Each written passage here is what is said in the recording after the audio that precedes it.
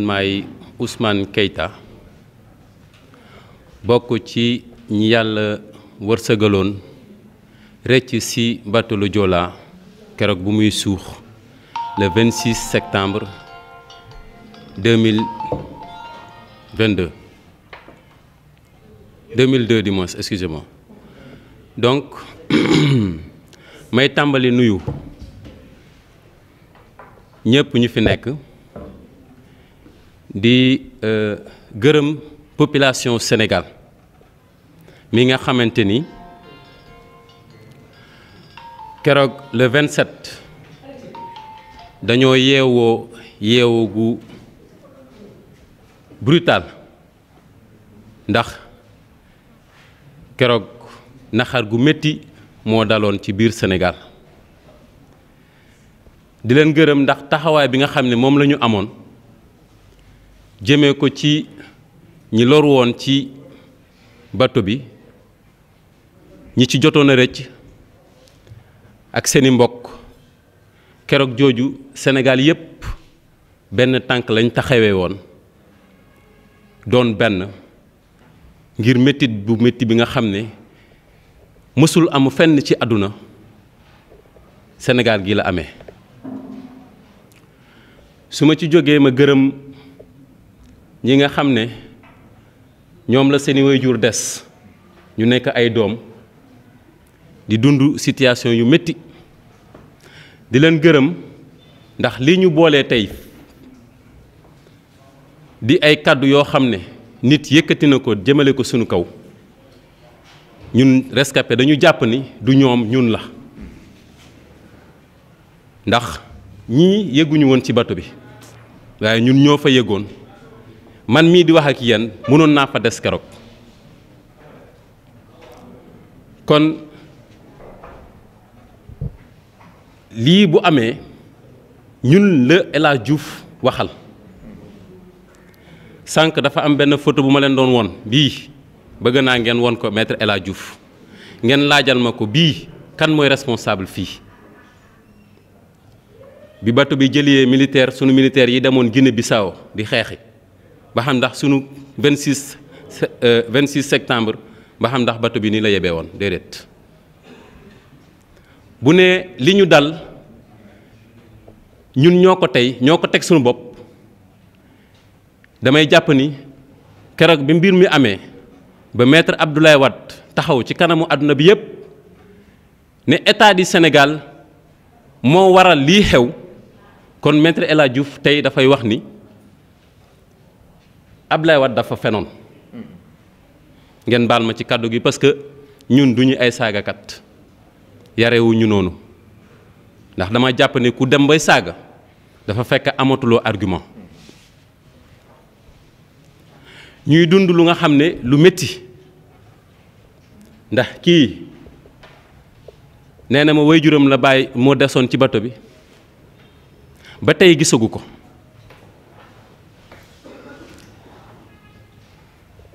nan la néewam bi nu mu mel xamu ko chaque jour dafay imaginer ne xëy naa nii la mel xëy naa nii la tëddee chaque jour mu koy dund mu nekk loo xam ne loolu dañ koy dund tous les jours ñu koy muñ avec dignité boolewuñ ci wax une souffrance inédite métit boo xam ne foo ko natt weesu na ko ñun ñañ fa bàyyi métit bu ñu dund balaa ñu génn àdduna ñun ak ñoom rek ñoo ko xam bu ñu leen ko doon nattali sax du ngeen mën a comprendre lan la kon yu mel nii bu amee dafay nekk loo xam ne boo ciy wax da ngay xam li nga ciy wax maître El Hadj Diouf xaw ma ba xam ndax dina ma xàmmee man la Ousmane Keita étudiant en son temps au département d'histoire géo mu mësoon ñu woolu ci këram ci salon man maa tasoon ndaje bi te bu jotee dinaa wax sénégalais yépp lan moo taxoon mu woolu ñu ku mel noonu nag comportement yi muy am ñun ça ne nous surprend pas dañu nekkoon ñoo xam ne duñu wax boobu ba léegi mosoo leen dégg fu rescapé waxee. On souffre mais dans la dignité. On ne tend la main à personne. État bi sax xamul naka la rescapé yi di dundee. Ils ne le savent pas. kon mu nekk loo xam ne lu métti la xale yi ma leen di ñaan loolu laay def bés bu ma yeewoo saa yu ngeen yeewoo ñu ñaan yàlla seen waajur yi nga xam ne ñoo fa desoon ñun de ba ñu mënoon dara dinañ leen doon génne. am na ci sama benn xarit bu nga xam ne mu ngi témoigner que mu àndaloon dañoo dem di fay dafa dem di fay ba mënatul dem mu ne ko man fii laay des. kon xam nga ni mënuñ ci dara dañu bëggul dugg au fond parce que passé na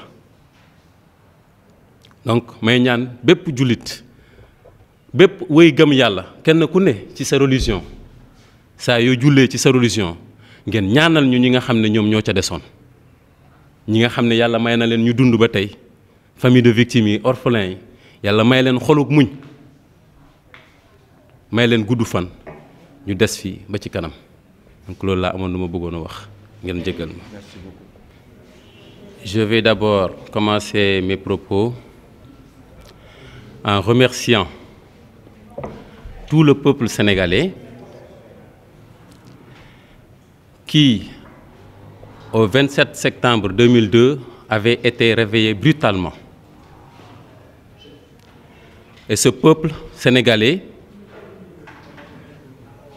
n'a ménagé aucun effort pour soutenir les victimes que nous étions, mais aussi les familles de victimes, et ce jusqu'au jour où je vous parle.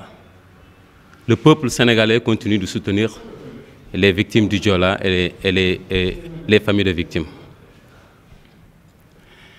Je vais aussi remercier les orphelins ici assis qui ont vécu une situation très difficile que beaucoup de personnes ne pourront pas imaginer, même si ils tentaient de vous l'expliquer. Je vais y revenir tout à l'heure. Mais le remercier aussi parce que ce qui nous a réunis aujourd'hui, nous rescapés, on pense que c'est un affront qui nous a été adressé directement et qu'eux, ils sont venus en soutien. Puisque leurs parents ne peuvent pas se lever de là où ils sont pour répondre à Maître Diouf, dont je ne voudrais pas dire El Hadj Moustapha, parce que ce nom est trop grand pour lui.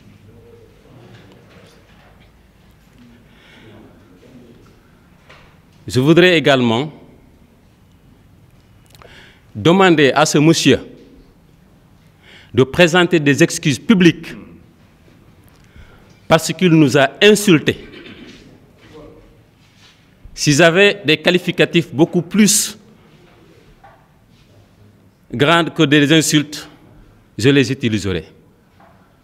Il nous a insultés devant tout le monde entier. Et de passage, je remercie Bouba Ndour qui a su quitter le plateau parce qu'il a été indigné. Les familles de victimes ont souffert.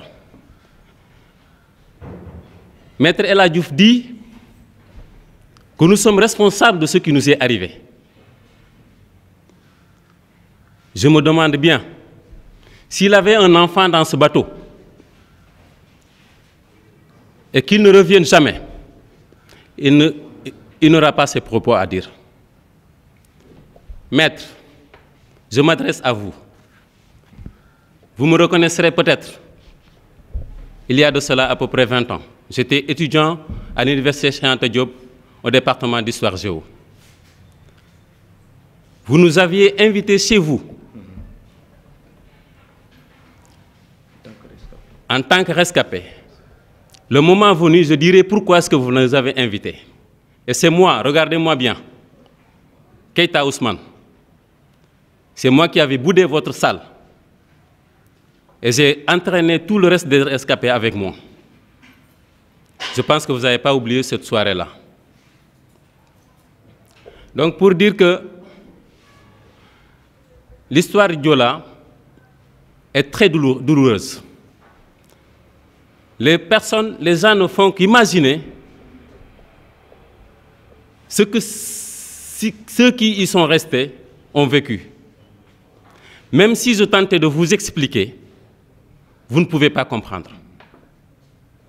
Ils ont perdu la vie dans des conditions très atroces, très difficiles. Nous avons eu la chance de sortir parmi eux. J'aurais pu mourir comme eux. Je remercie ceux qui sont là encore en vie et en train de défendre leur mémoire.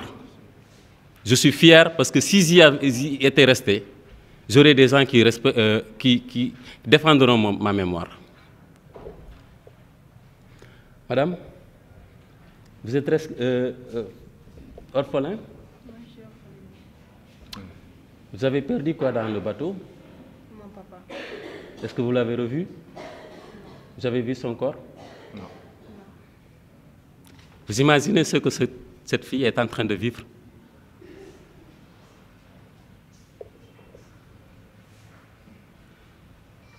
Je vais vous inviter, vous tous qui avez perdu vos proches et que vous n'avez pas réussi à voir leur corps, à formuler la prière que j'effectue tous les jours, chaque jour que je me réveille. Ensemble, pour qu'un jour, on puisse retrouver leur corps. Ce n'est pas évident. Qu'est-ce qu'ils sont devenus là-dedans? Est-ce qu'un gros poisson n'est pas venu avaler leur corps? C'est ce que nous vivons tous les jours. Et c'est ce qu'on nous rappelle tous les jours, des personnes comme Maître El Hadji Diouf. Il dit que nous sommes responsables. C'est dire que le président de la République d'alors, président Maître Abdoulaye Wade, qui avait reconnu devant tout le monde entier que l'État est responsable, ce Maître Abdoulaye Wade a menti. C'est ce que Maître El Hadji Diouf veut dire. Est-ce que c'est de notre faute, vous journalistes? Regardez cette image. C'est lorsque les militaires revenaient de la Guinée-Bissau. Regardez comment il est plein à craquer. Qui est responsable sur cette attitude? Je voudrais qu'il disserte sur ça. Est-ce que nous sommes responsables de ce qui nous est arrivé?